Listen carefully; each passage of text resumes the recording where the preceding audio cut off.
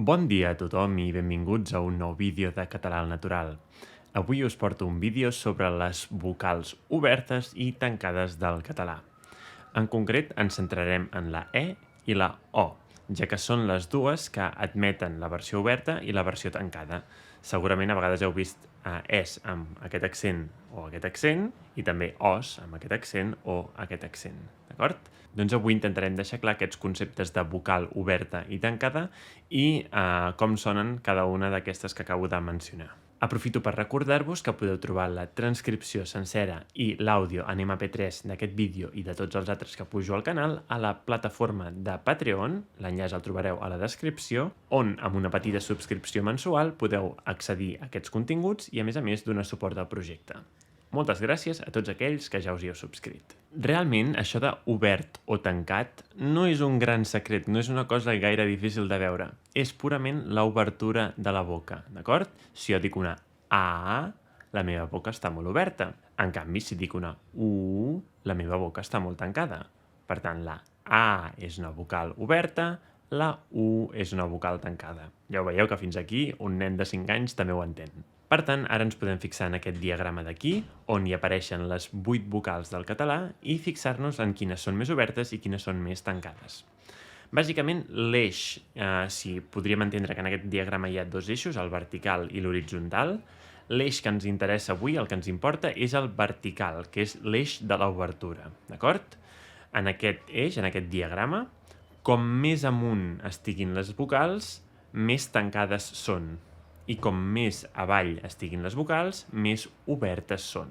Com us he comentat abans, la A és la vocal més oberta i està a baix de tot. I en canvi la U i també la I són les més tancades i estan a dalt de tot. L'altre eix, l'horitzontal, és el que indica el punt d'articulació de les vocals, més endavant o més endarrere. Per exemple, us podeu fixar que la I i la U, totes dues estan a dalt, per tant, totes dues són vocals tancades, però en canvi la I la tenim a l'esquerra, no? Per tant, I és frontal, d'acord? Veieu que si dieu I, noteu la vibració aquí davant, i en canvi si dieu U, noteu la vibració aquí darrere, U, sí? Aquesta seria la diferència de l'eix horitzontal. Però avui això no ens interessa, ens ocuparem de si les vocals són tancades o obertes. Llavors, com que en català tenim vocals obertes i tancades, tenim també maneres de representar-ho ortogràficament amb els accents. Tenim l'accent tancat, que seria aquest, i tenim l'accent obert, que seria aquest. Tancat, obert. Heu de tenir en compte que l'accent sempre assenyala la síl·laba tònica, però que hi ha paraules que tenen una síl·laba tònica, amb una vocal oberta o tancada, però que no s'hi escriu l'accent. Per tant, l'accent tampoc és que ens ho indiqui sempre. Per exemple, en la paraula arròs sí que tenim la sort de veure, mira, un accent obert, O, arròs. Però en canvi en la paraula poma, aquesta O és tancada, però no hi ha manera de veure-ho així com a mínim directament amb l'accent. S'ha de sentir. I veient aquest diagrama ja podem saber una cosa interessant a l'hora de posar accents, i és que els dos primers pisos, diguéssim, començant des de dalt, el primer de la I i la U i el segon de la E i la O, d'acord? Aquests dos primers pisos sempre porten l'accent tancat, d'acord? Per tant, la I i la U, que no tenen altres opcions, sempre serà accent tancat. La I sempre és així i la U sempre és així també. I en canvi, els dos pisos de baix, E, O i A, són vocals obertes i sempre tenen l'accent així, obert, d'acord? La E oberta, la O oberta i la A sempre, com que no hi ha una altra A, sempre és obert també, si porta accent. La del mig, la vocal neutra, sempre està en una síl·laba àtona, per tant, mai portarà accent. Per cert, si us interessa aquesta vocal neutra d'aquí al mig, fa poc, a l'agost, en vaig fer un vídeo, us el deixaré a la descripció, en un enllaç, perquè hi pugueu anar després d'aquest vídeo si teniu curiositat sobre aquesta vocal neutra. Per tant, fins aquí ja hem vist que la A, la I i la U no ens porten problemes perquè la A és sempre oberta i la I i la U són sempre tancades. No hem de pensar com pronunciar-les, són sempre així. Però, en canvi, tenim dues Es i dues Os. I aquí sí que és on començar a tocar, fer una mica aquesta diferència, no? Parar una mica l'oïda i intentar notar la diferència entre aquestes perquè si no teniu aquests sons en la vostra llengua materna pot ser difícil diferenciar-los. Comencem per la E. Jo ara, quan dic el nom de la lletra E, estic dient, veieu que obro molt la boca? La lletra E. Doncs això és una E oberta, d'acord? Per tant, estaríem parlant d'aquesta d'aquí sota. En contraposició, l'altra, que és una mica més tancada, en comptes de ser és e, e, e.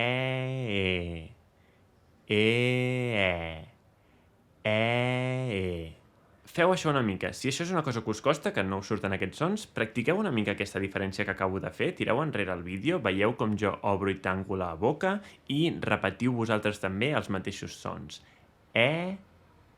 Ho podeu anar repetint una mica. I jo ara us puc donar, per exemple, un parell de paraules on l'única diferència és aquesta oberta o tancada, d'acord? Per exemple, la paraula te, que és una beguda, o la forma de l'imperatiu del verb tenir té. Jo puc dir que jo bec te cada dia, però si jo tinc aquesta tassa i te la vull donar a tu, et dic té la tassa, té, d'acord? Té la tassa de te. El mateix, aquesta frase practiqueu-la unes quantes vegades i intenteu fer bé la diferència entre te i té. Ara, en l'últim minut o en els últims 2 minuts he dit moltes vegades aquests sons. Si us costa, de debò, tireu enrere, torneu a quan estava fent la diferència entre les dues vocals, després torneu a la diferència entre te i te i després intenteu dir la frase, d'acord? Això és una molt bona pràctica que podeu fer vosaltres ara aturant el vídeo i repetir-ho molt. A l'hora d'adquirir nous sons, quan aprenem una llengua estrangera, hi ha una primera part que és, primer de tot, diferenciar-los. Hi ha una primera fita o una primera meta, és aconseguir diferenciar aquests dos sons, que digueu, ostres, ara sí que sento la diferència. Això ja és un gran primer pas, d'acord? Si sentiu la diferència. I el segon pas és trobar realment el punt exacte on es fan aquests sons i poder-ho reproduir, perquè potser ara sí que ho podeu reproduir perquè ho acabeu de sentir, perquè ho he dit jo, però d'aquí 10 minuts, si ja fa 10 minuts que no ho sentiu, us costaria molt trobar aquest punt altra vegada, d'acord? Per tant, és interessant que aquesta pràctica no la feu només avui, sinó que diversos dies aneu fent aquesta pràctica d'intentar buscar la i la i si cal, tornant a aquest vídeo. Per tant, si veieu que és una cosa que heu de practicar i que voleu fer bé, guardeu-vos aquest vídeo a favorits, aquí al buscador de Google o del vostre explorador, i torneu-hi diverses vegades en diferents dies, diferents setmanes, per anar buscant aquesta diferència i aviam si amb el temps realment aneu aconseguint clavar aquests sons. I ara canviem de costat, anem cap a la O. També, quan jo dic el nom de la lletra, és la lletra O, que seria la més oberta. Veieu que està com molt allargada la meva boca? O. Estic exagerant una mica, però mireu. O, d'acord? Veieu que és així com allargada, diguéssim, oberta molt verticalment, d'acord? I en canvi, quan dic l'altra, dic O. Veieu que està molt més arrodonida la meva boca, sí? O.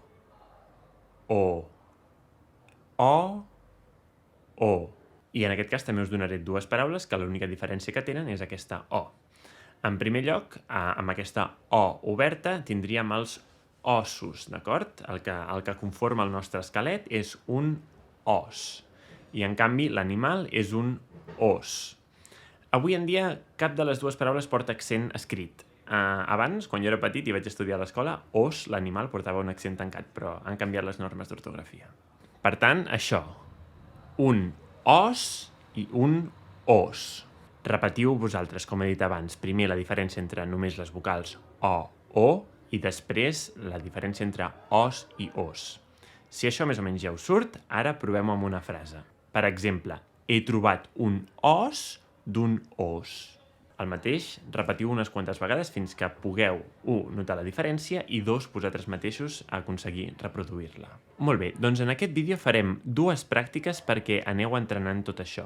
En primer lloc, ara us llegiré una llista de paraules i haureu d'endevinar si les vocals són obertes o tancades i després us donaré frases per practicar més. Comencem amb l'exercici de la llista. Començarem amb una llista de paraules que tenen una tònica i pot ser oberta o tancada, d'acord? Us sortiran aquí les paraules escrites, jo les diré lentament, potser repetiré cada paraula 2 vegades i vosaltres penseu en cada paraula si la és oberta, o tancada, d'acord? Llavors, quan hagi acabat les 5 paraules, són 5, sí? Quan hagi acabat aquestes 5 paraules, llavors jo donaré les respostes, si cada una era oberta o tancada. Vinga, comencem amb la Pena. Pena. Cresta. Cresta. Ment. ment, festa, festa, gel, gel. Molt bé, doncs ja teniu aquestes 5 paraules. Si encara no ho teniu del tot clar, podeu aturar el vídeo i tornar-les a sentir. Ara us diré jo, cada una, si la E era oberta o tancada. Doncs vinga, hem començat per pena, E oberta, cresta, E oberta també, ment, E tancada, festa, E tancada, i gel, E oberta. I ara farem el mateix exercici amb la O. També 5 paraules, les llegiré totes, repetint cada paraula 2 vegades. Heu de pensar si la O és oberta o tancada, no? O oberta o tancada. I després us donaré jo les respostes. Vinga, comencem. Mosca, mosca. Pota, pota. Closca, closca. Coma, coma. Cosa, cosa. Molt bé, doncs el mateix. Si encara teniu dubtes, podeu aturar el vídeo, pensar-vos una mica més i tornar a escoltar el que acabo de dir. I si ja teniu les respostes a punt, vinga, ara us les dono jo per corregir-les. Primera paraula. Mosca, molt tancada la boca, una O tancada, sí? Pota, pota, veieu com obro la boca? O oberta. Closca, closca també, O oberta. Coma, coma, una boca ben arrodonida, O tancada. I cosa, veieu també la boca allargada, cosa, O oberta. Sí? Bé, doncs aquest seria el primer exercici. Aquí la idea és que hagueu après a diferenciar entre una E oberta i una E tancada i una O oberta i una O tancada. I ara us posaré 4 frases aquí que vosaltres haureu de llegir en veu alta, d'acord? Les llegiu primer vosaltres, després les llegeixo jo i veieu si heu fet bé o no la E oberta o E tancada. I després que ho digui jo també ho podeu repetir unes quantes vegades perquè us surti bé. Us marcaré quines són les paraules on hi ha aquesta E oberta o tancada o O oberta o tancada, d'acord? Sortiran marcades perquè pugueu identificar-ho abans de llegir. Doncs vinga, va, primera frase, us surt aquí, llegiu-la vosaltres una vegada ara en veu alta, pauseu el vídeo, llegiu-la en veu alta, intenteu pronunciar bé E oberta o tancada o O oberta o tancada segons toqui, i ara la diré jo. Comencem. Ells són els que tenen son. Aquí teniu sort que hi ha un accent, d'acord? Son, del verb ser, és tancada, i en canvi la son, que és la sensació de tenir ganes de dormir, és amb la O oberta. I en aquesta frase tindríem ells i tenen, la E d'ells i la primera E de tenen, són les dues tancades, d'acord? En canvi, els, que i l'última E de tenen són vocals neutres perquè són àtones. Segona frase, el mateix. Llegiu-la una vegada vosaltres, d'acord? Atureu el vídeo i ara la llegeixo jo. Si no venen clients, no venen res. Veieu aquí la diferència del verb venir, venen, ells venen, és E tancada. I en canvi del verb vendre, la E és oberta. Ells venen, d'acord? Venen clients, no venen res. Aquesta paraula venen també era una de les que portava accent quan jo era petit i ara ja no. A més, en aquesta frase tenim els dos no, no és tancada, clients, E, també E tancada, i res, E oberta. Molt bé, següent frase, llegiu-la vosaltres primer i ara la dic jo. La dona dona un os a l'os.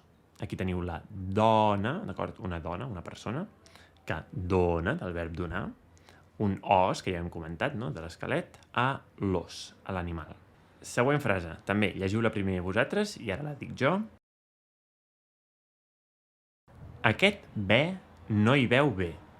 En aquesta frase ens hi surt un altre animal, també. Un bé és un xai o una ovella, i és amb la E oberta, un bé, i en canvi l'adverbi bé, d'acord? Estic bé, tot molt bé, d'acord? Doncs no hi veu bé. En aquest cas sí que porta l'accent tancat, precisament per diferenciar-la de l'altra paraula, i per tant aquí ja podíeu saber que be era una e tancada. En aquest cas, a més, hi tenim la paraula beu, d'acord? Que del verb beure, ell beu, que és una e oberta. I de pas també us puc dir que la primera paraula, aquest, també aquest, també és oberta. I vinga, última frase, us la poso aquí, llegiu-la vosaltres primer i ara la llegeixo jo. Nosaltres hem guanyat el premi, però jo m'he lesionat. Bé, aquí les dues paraules que s'assemblaven eren hem, amb la e oberta, i me, amb la e tancada. És curiós que del verb haver, la primera persona és jo, amb la e tancada, i en canvi nosaltres hem amb la e oberta. I vosaltres heu també seria amb la e oberta. A part d'això, també teniu el però, que porta accent a la o. Si ho dieu ràpid podeu dir però en tot cas la o sí que és oberta. I el jo, que també és amb o oberta. Doncs bé, espero que amb tot això aprofiteu per fer molta pràctica si és una cosa que voleu fer bé, d'acord? Podeu tornar a sentir com jo pronunciava totes les vocals, quan he donat aquelles parelles de paraules que s'assemblaven excepte per aquests sons oberts o tancats, i ara també totes aquestes frases. Si realment us interessa treballar-ho, escriviu-vos aquestes frases i us ho pengeu en un paper a l'habitació on sigui i les podeu dir un cop al dia, per exemple. I tot això és com qualsevol esport o qualsevol habilitat física, s'ha de practicar, i amb el temps, amb els dies, amb les setmanes, amb els mesos, va sortint millor, d'acord? Vull dir, no podeu esperar que perquè ara amb aquest vídeo hagueu fet la pràctica, encara que ho hagueu entès, que ara ja us surti perfecte, és una cosa que s'ha de practicar. El que he de dir també com a punt final és que no és dramàtic si no ho feu perfecte, perquè molt pocs cops el significat de la paraula depèn d'això i per tant s'entendrà igual, d'acord? Sense cap problema. I també us he de dir que no en tots els dialectes del català es pronuncia tot de la mateixa manera. Per exemple, jo ara vivint aquí a Girona noto que a vegades alguna persona pronuncia alguna paraula amb una e diferent de la meva, d'acord? Amb la qual cosa tampoc us hi heu d'obsessionar. I també és veritat que com que moltes paraules no porten l'accent escrit, costa molt saber-ho i només se sap si hi heu parat atenció. Jo he de dir que, com que jo parlo dialecte central, pràcticament sempre, com jo ho dic, coincideix amb com s'escriu l'accent. L'única paraula que sempre m'ha portat problemes és la paraula cèrvol, que s'escriu amb la e tancada i per tant s'hauria de dir cèrvol, però jo tota la vida he dit cèrvol. Llavors això sí que era un accent que vaig haver d'aprendre, que l'he d'escriure de la manera contrària com jo ho dic, però seria l'única paraula així que em ve al cap que realment jo la digui d'una manera i s'escrigui d'una altra. Això, òbviament, no vol dir que jo parli millor que els de Girona o els de Lleida si ells fan una e tancada quan jo faig una e oberta, sinó que purament a l'hora de decidir l'ortografia doncs s'ha agafat molt la fonètica del dialecte central. Molt bé, doncs això ha sigut tot. Espero que us hagi sigut útil. Com us dic, si realment voleu aprendre a fer aquests sons i no existeixen a la vostra llengua materna, és una cosa que portarà temps i que requerirà molta pràctica. I espero que us hagi ajudat una mica. Si és així, podeu deixar un like al vídeo, subscriure-us al canal si encara no ho heu fet i seguir-me a Instagram on hi penjo totes les novetats del projecte. També podeu donar suport al projecte a través de la plataforma de Patreon, on podeu obtenir-hi la transcripció i l'àudio en format MP3 per descarregar, i ens veiem al proper vídeo. Apa! Siau!